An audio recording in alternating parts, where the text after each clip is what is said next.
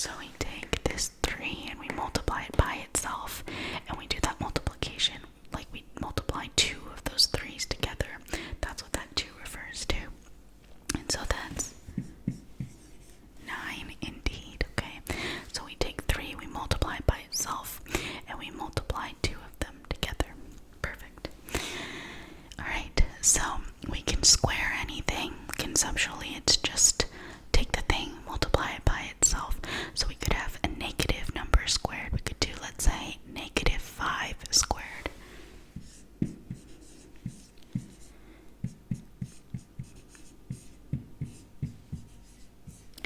That means my negative 5 times negative 5, and I'm putting parentheses here to be extra clear, because this is different from negative 5 squared like this, because in this one we would have to do order of operations. Exponents would come first, so the 5 squared is actually 25, and then this would be negative 25. But here, the proper way of doing negative 5 squared is going to be negative 5 times negative 5. So these are going to give you different answers. This is the one that we care about, which is negative 5, the whole thing squared. So if you've learned about negative numbers, negative times a negative is positive. So this would be positive 5 times 5, which is 25.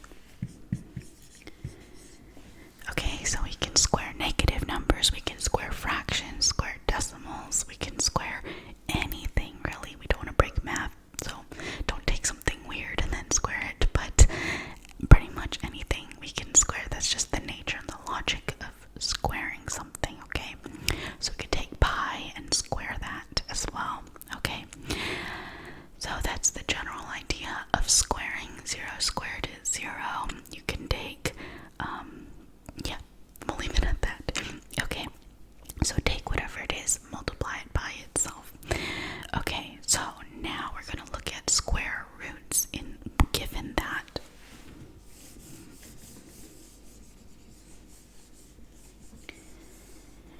We're going to start with taking the square root of a perfect square, something that we already know works, because I think it's easier to conceptualize, and then we'll generalize from there. So in this case, we have 3 squared is 9. The square root is written like this. First of all, it's kind of like this long division symbol with a little 2, 2, 2. The thing that we're finding the square root of goes underneath here, so square root of 9. Okay. Conceptually, this is, in general, is the positive number. What positive number when I square it? So whatever positive number when I multiply it by itself gives me 9. And in this particular case, it would be 3, because we just did it, right? We found that 3 times itself, or 3 squared, is 9. So the square root of 9 is 3. It's the positive number. If it helps to visualize, you can rewrite 9 as 3 times 3. So the square root of 3 times 3 is 3. Okay? So it's important that I said what positive number when squared gives me 9, because technically if I said what number or numbers when squared gives me 9, it's a slightly different statement, because as we saw with the negative 5 case, if I have negative 3 squared, that actually also equals 9. Right? Note that negative 3 times negative 3 is positive 9 as well. So technically, if I use just, what number or numbers when squared gives me 9, is not exactly the same equivalent statement. I'm only wanting the positive root, okay? So by convention, this notation means that we're only talking about the positive number that when squared gives me 9. If I want the negative 3, I would literally put in a negative in front like this to do a negative 3, okay? So if I have nothing here, the square root of 9 is positive 3, okay?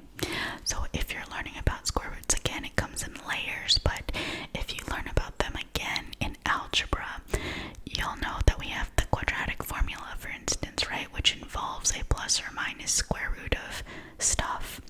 So that's an example of having a plus or a minus root. And we have that kind of notation, plus or minus. Okay, so in general, it's just the positive number, and that's all we care about. So I actually have just a fun random whispered video with the perfect squares. We call them perfect squares, and usually we're referring to squares of our counting numbers, like 1, 2, 3 through 25 is what we did in that video, the numbers that we got after we squared them. So like 5 squared is 25, or 11 squared is 121. Those numbers are what we call, or usually call, perfect squares, okay? We mess around with that idea a bit more in algebra, but those are what we typically call perfect squares. So when you find the square root of a perfect square, it's just going to be that number that when squared we got the thing that we were looking for. So the square root of 64 is 8, because 8 times 8, or 8 squared, is 64. So you can take those numbers that we played around with. The square root of 196, for instance, would be 14, if you have those memorized. If not, it's okay. But that's the general idea here, okay? So this is, if this is the first time you're seeing square roots, this is a good place to start, okay?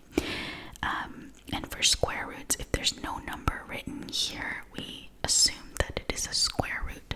But sometimes you'll see something like a 3 or a 4 or some other number, and that's a different kind of root. That means, like if we have a 3, it's the cube root. So what number times itself 3 times gives me 9. But we're talking about square roots for now, okay? So there's like a little hidden 2. Okay, cool. It's a great place to start, but know that square roots can apply for lots of other numbers. I'm not trying to imply that we only take square roots of perfect squares. So we could have the square root of 2, for instance. There's no counting number that when we square it gives us 2. 1 squared is 1 times 1, which is 1. 2 squared is 4. 2 times 2 is 4. So that's not 2. So it's actually irrational. And that is okay. It just goes on and on. It's somewhere between 1 and 2. Think if we type it in calculator, we'll get like 1.414 or something like that. But it goes on and on and on. And that's okay. Okay? The concept of the square root is fine. You can just think of square root as a number. It's a number. It's just not a pretty one like this, but it's okay. Okay? So you could just leave square root of 2 as is. Conceptually, all we need to know is that whatever that is, the square root of 2 squared gives me 2. Right? So the square root of 2 is whatever positive number that when squared gives me 2. Well, the square root of 2 squared is going to give me 2. But we don't have to, we can estimate it, approximate it. But a lot of these numbers, most of these numbers are not going to be perfect squares.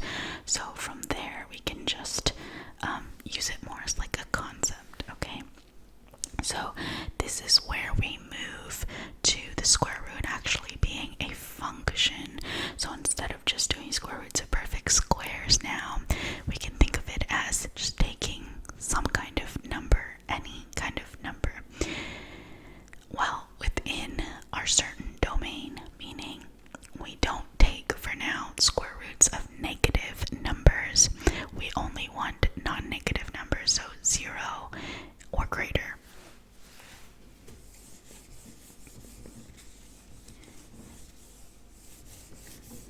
And that's because there is no real number that when I multiply it by itself, we said the definition is what positive number when squared gives me the thing that we're taking the square root of.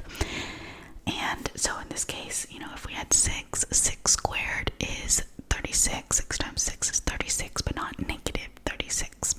The negative, if we had it out here, would be the negative root. That's fine, but we have a negative inside of the square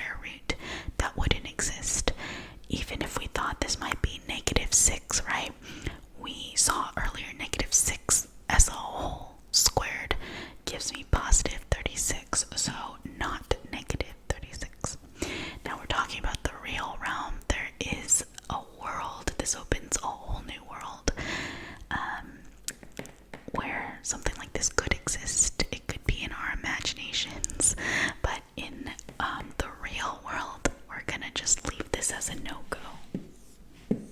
Okay, for now. But we'll come back and have some fun with this as well. So for now, we only take 0 or more. The square root of 0 is 0. And if we take any number bigger or equal to 0, so we can include 0.000011145, something like that, we can take the square root of that. That is okay. Okay, so that's the beauty of this continuous idea. We can take lots and lots of numbers. It's not just 0, 1, 2, 3, 4. We can take lots of decimals in between, infinitely many for that matter, and take the square root of that as well. So it's a nice smooth function. Okay, so I just wanted to introduce that idea. So we talked about negatives. For now, in the real realm, no go. Only numbers that are 0 or more get square root or can be square rooted. We can take the square root of 2, which I think is interesting. And from there, it's pretty much, you can approximate, you can play around with this. Any tricks that you know about squaring a number, you can kind of use to estimate or make an educated guess about the square root and how that would work. Yeah, you can look at like the digits in the ones place. There's just all kinds of fun stuff to do with it. If you have like the square root of a huge number, it might help to start with what like order of magnitude is going to be: ones, tens, hundreds, thousands, that kind of thing, to just count how many digits. And you can mess around with little tricks like that, but those are all related to squaring a number. Okay, so I think that's pretty much it. So we started with square rooting perfect squares, which is nice. You can play around with that. But then we can also take square roots of numbers in between, irrational numbers, anything as long as it's greater or equal to 0. Another thing to note is that what's cool about it is it's smooth, but you can estimate or approximate by finding numbers next to it, which we actually often kind of assume is the case, but isn't always the case for all functions, so I should write it out. So let's say we have the square root of 75. We have no idea what it is, but one place to kind of guess is we look at 75 here and we say, okay, so it's what number? 1 squared gives me 75. That's not a perfect square, but let's look at numbers around it, perfect squares that are around it. So we know that 9 squared is 81, right? So 9 squared is 9 times 9, which is 81. And 8 squared is 8 times 8, which is 64. So 75 is between 64 and 81. It lives somewhere between that, which means that the square root of 75 lives somewhere between 8 and 9. So we can kind of use the domain and range there.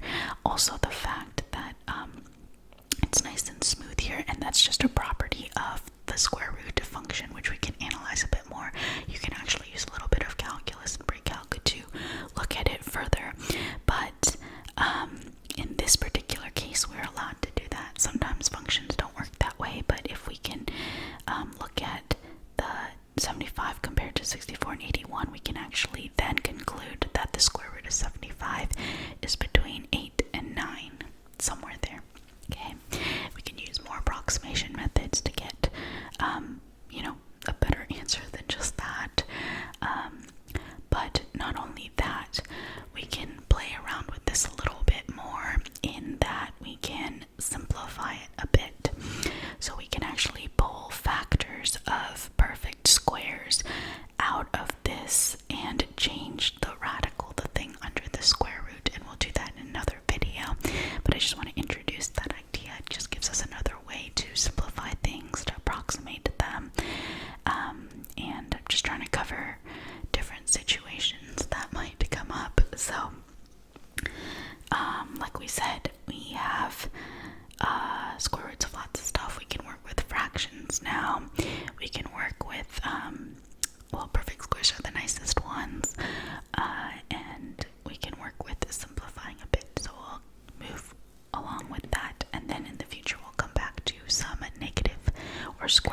of negatives rather.